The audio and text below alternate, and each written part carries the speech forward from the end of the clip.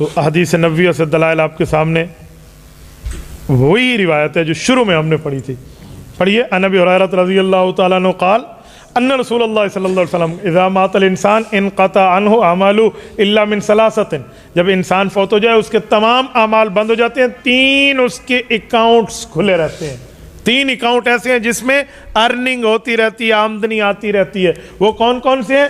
الا من صدقۃ جاریۃ، صدقہ جاریہ، چلتی پھرتی نیکی، او علمی ینتفع بھی، ایسا علم جس سے لوگ فائدہ مند ہوتے رہیں، یعنی پڑھنے پڑھانے کا کام، درس و تدریس. اور تیسرے نمبر پہ او ولد صالح یدعو لہ، ایسا نیک طبقہ اولاد جو اس کے لیے نیک بھی اور مانگتا بھی رہے. صحیح مسلم کتاب الوصیہ باب ما یلحق الانسان من الثواب بعد وفاتہ. حضرت ابو ہریرہ فرماتے رسول اللہ نے فرمایا جب انسان مر جاتے اس کا عمل منقطع ہو جاتا ہے مگر 3 چیزیں جاری رہتی ہیں: صدقہ جاریہ، ایسا علم جس سے فائدہ، اور نیک اولاد جو دعا کرتی رہے. تو اس سے ایک بات سمجھ آئی کہ ایصال ثواب بھی ہے اور ثواب بھی ہے. آپ کا ٹائم پورا ہو گیا ناشتے کا؟ 12:30 پہ ہی ہوتا ہے، مجھے تو یہ بتایا گیا. جی 40 پہ چلیں آگے. دلیل نمبر 5 حضرت ابو ہریرہ رضی اللہ تعالیٰ عنہ کی روایت سنن ابن ماجہ میں، باب ثواب معلم الناس الخیر کے تحت موجود ہے.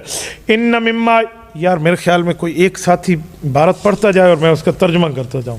یہ چلو دوسرے پیریڈ میں یوں کریں.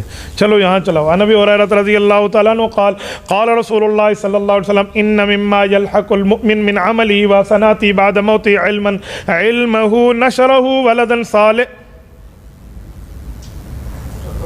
ترکہ، اچھا ولدن صالح اس کے ساتھ ہے، ومصحفا وورثہ او مسجدا بناؤ او بیتا لابن السبیل بناؤ او نہرا اجزاؤ او صدقتا اخرجا من مالی فی صحتی وحیاتی یلحقہ من بعد موتی. حضرت ابو ہریرہ فرماتے ہیں رسول اللہ صلی اللہ علیہ وسلم ارشاد فرمایا مومن موت کے بعد مومن کو جو اعمال اور نیکیاں ملتی ہیں وہ یہ ہیں: علم جو سیکھا پھر اس کی اشاعت کی، یا نیک بیٹا چھوڑ گیا، یا قرآن کریم وراثت میں چھوڑ گیا، یا مسجد کی تعمیر کی، یا مسافر خانہ بنوایا، یا نہر کھدوائی، یا وہ صدقہ جو اپنے مال سے تندرستی میں اور زندگی میں نکالا. ان کا ثواب موت کے بعد بھی ان کو جاتا ہے. آپ اندازہ لگائیں رسول اللہ صلی اللہ علیہ وسلم نے نیکی کی کون سی شاخ چھوڑی ہے. اچھا یہاں یار میرا جی چاہتا ہے میں اس کی 2 چیزیں آپ کو جہاں 1-2 بتا دوں. سب سے پہلی بات، علم سیکھا آگے سکھایا.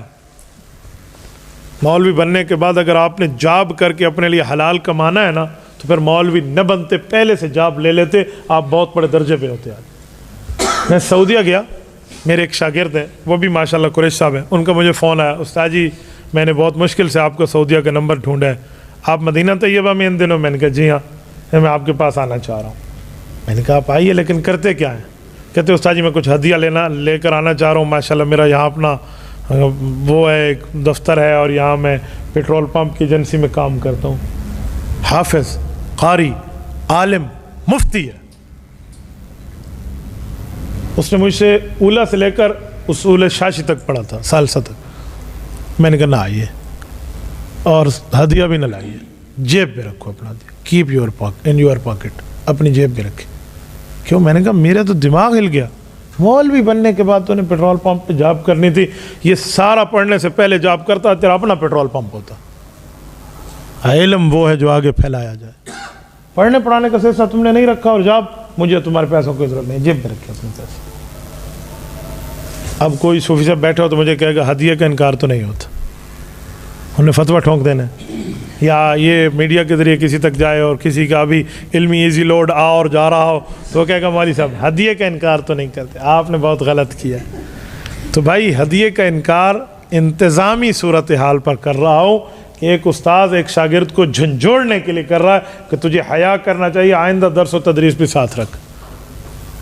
ٹھیک ہے، میں نے اس کے جھنجھوڑنے کے لیے اسے کہا ہے، اسے بتایا ہے، جسے تربیت کہتے ہیں، انتظاماً کہتے ہیں، عملاً اور عقیدتاً میں نہیں کر رہا. نہیں سمجھ آئے؟ کوئی اور مجھے ہدیہ آپ میں سے کوئی دے دے، یا اعتراض کرنے والوں میں سے کوئی دے دے، میں ابھی لے لوں گا.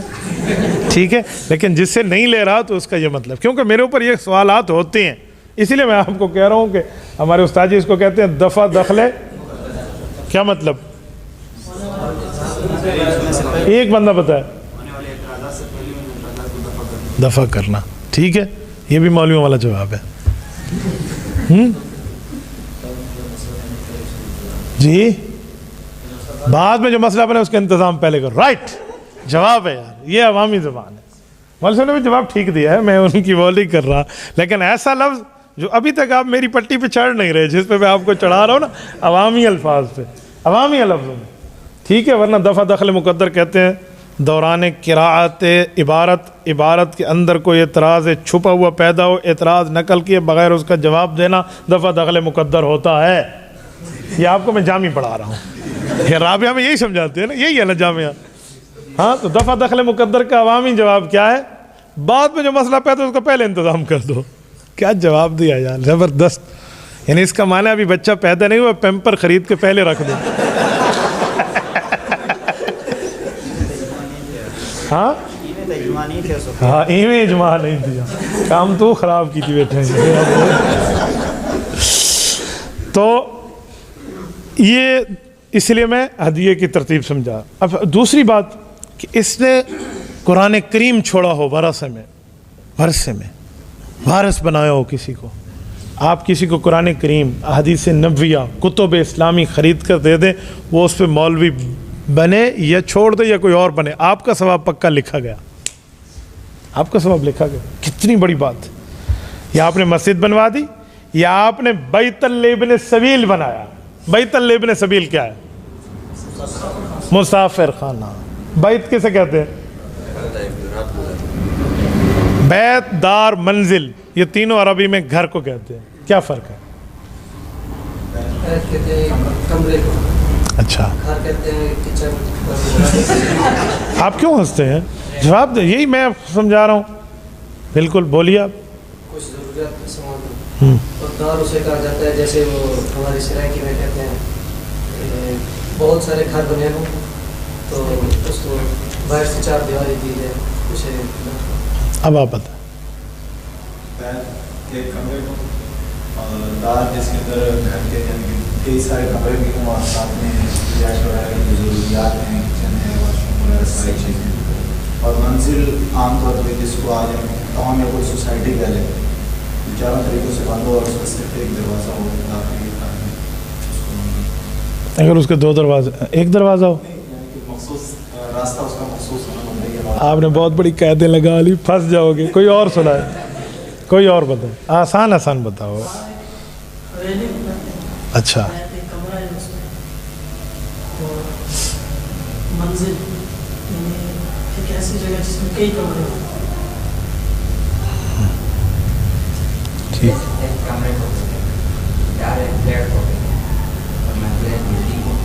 زبردست, ٹھیک بتا رہے ہیں آپ نے, سب نے بتایا ٹھیک ہے, بس آپ کے الفاظ میں کچھ اوپر نیچے ہے. وہ ایک پٹھان اور ایک سرائکی نے مل کے چوری کی تھی, تو کہا تھا ہم 50-50 کریں گے. کہا جی ٹھیک ہو گیا, آدھو آدھ. تو جب تقسیم کی باری آئی نا, تو سرائکی نے کہا ادھا تیڈا تے ادھا میڈا. پٹھان نے کہا نیما تا آدھا نیما ماں آدھا. تو سرائکی کہنے لگا نیما ماں آدھا, ہون تیری ماں آدھا حصہ کنوں آ گیا. اس نے ماں آدھا کا معنی سمجھا کہ اس کی اماں کا حصہ کہاں سے آ گیا. تو بات تو ایک ہی ہے, لیکن اسے کہتے ہیں اختلاف لفظی. تو بیٹا بیت ایک کمرے کو نہیں کہتے, بیت کہتے ہیں بات یبیت بیتن, رات گزارنے کی جگہ. وہ ایک کمرہ ہو, وہ آدھا کمرہ ہو, وہ فل ہال ہو, وہ تہ خانہ ہو, کچھ بھی ہو. ٹھیک ہے, بات یبیت بیتن, سمجھ آ گیا. منزل کے لیے ٹاؤن اور دار کے لیے گھر, اور یہ باتیں آپ کی ٹھیک ہے. تو یہ جو لفظ ہے کہ بیت لابن السبیل,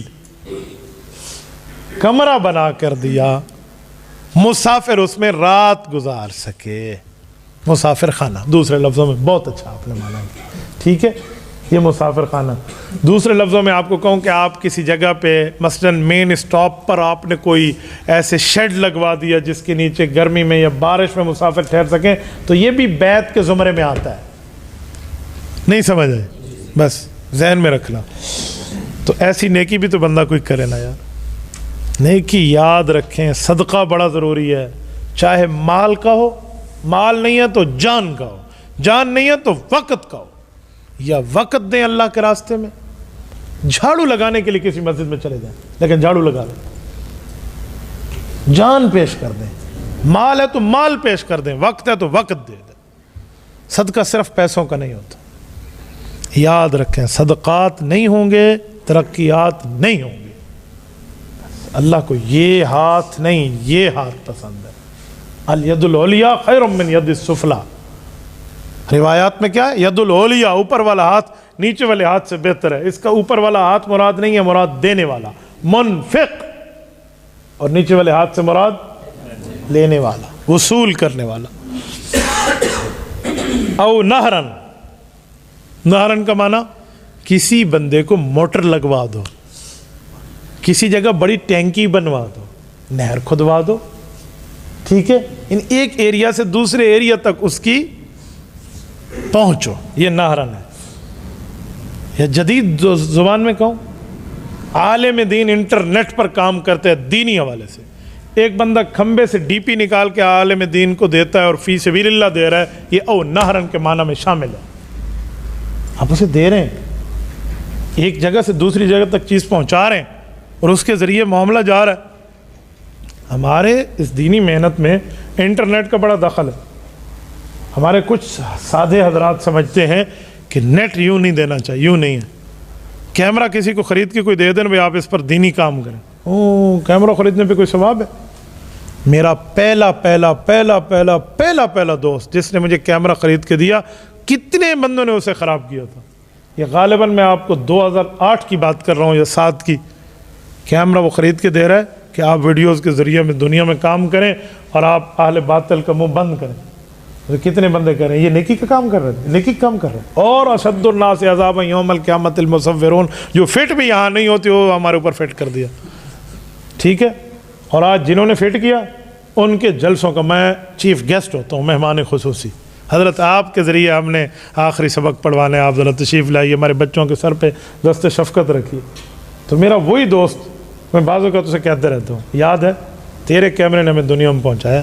وہ کیمرہ بعض اوقات گیا, کوئی وہ جب خرید کے دیا تھا جس دوست نے, اس نے کہا تھا یہ کوئی 1 سال چلے گا, اور ہم مولویوں سے پورے 10 سال چلا ہے. 3-3 ہزار ویڈیوز اس پہ بنی. 2 ویڈیوز پہ ایسی بنی کہ اس کی قیمت نکل گئی. ایک مناظرہ کوہاٹ اور ایک مناظرہ مانسیرا گڑی حبیب اللہ.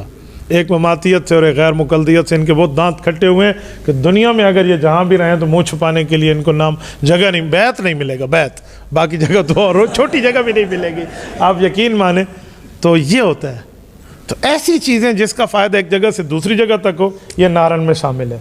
اجزاہ صدقہ او اخرجہا من مالہ فی صحتہ و حیاتہ. اللہ اکبر.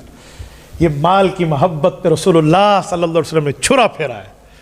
فی حیاتی و صحت کیا معنی؟ جب تم تگڑے ہو, تمہاری جان میں جان, اور تمہاری آنکھ میں بینائی, کان میں سنوائی, اور ہاتھ میں طاقت ہو, اور تم یہ سمجھ رہے ہو کہ میں اپنے مال خرچ کرنے پہ قادر ہوں, اس وقت صدقہ کرو, نہ کہ اس وقت جب تمہارے ہاتھ کانپ رہے ہوں, بینائی ختم, سنوائی ختم, ہاتھ میں لرزہ, منہ میں باتیں, اور اس وقت تم مال کی طلب لے لو اللہ کے لیے دے دو. اس سے بہتر ہے کہ تم اپنی صحت میں صدقہ کرو. صحت میں کرو گے مال کی محبت ذبح ہو جائے گی. یہ چھرا پھیرا ہے اللہ کے رسول نے فی صحتی و حیاتی فرما کر, ٹھیک ہے. مرنے کے وقت میں نے ایسے غنڈوں کو جا کر دیکھا ہے, اللہ معاف فرمائے, بات میں توبہ طیب ہو گئے, اور ایسے زمین قبضہ کرنے والے مافیاز کو جا کے دیکھا ہے. مرتے وقت وہ نصیحت وصیت کے لیے کہتے ہیں لے لو مال ہمارا, کسی کو دے دو, ہم نے کیا کرنا ہے, ہمیں تو قبر ملنی. میں نہیں کچھ کرنا تھا تو لیا کیوں ہے؟ 2 قسم کے کنجوس میں نے دیکھے ہیں. ایک کنجوس کنجوسوں میں افضل ہے, اور ایک کنجوس کنجوسوں میں اخبث ہے. کنجوسوں میں افضل کنجوس وہ ہے جو مال تو دوسروں سے کھینچ کے لاتا ہے, لیکن اپنی ذات, اپنے بچوں, اپنی بیوی, اپنے گھر پہ خرچ ضرور کرتا ہے. اور جو اخبث الکنجاسین ہے نا, کنجوسوں میں سب سے بے ایمان کنجوس وہ ہے جو مال جمع تو کرتے, لگاتا پھر بھی نہیں ہے. جسے قرآن کہتے ہیں الذی جمع مالا وعددا, اس نے مال جمع کیا اور کاؤنٹنگ کی, عددا, گنتا رہا, اتنا ہو گیا, اتنا ہو گیا, اتنا ہو گیا. یحسب, اور اس کا خیال یہ تھا, ان مالو, اس کا بزنس, اس کا مال, اس کے پیسے, اس کا بیلنس, اخلدا, ہمیشہ اس کے پاس رہے گا. کلا, ایسا ہرگز نہیں ہے. تو یہ کنجوسوں میں سب سے خبیث کنجوس ہے جو اپنے پہ بھی نہیں لگاتا. اللہ معاف کرے. توبہ.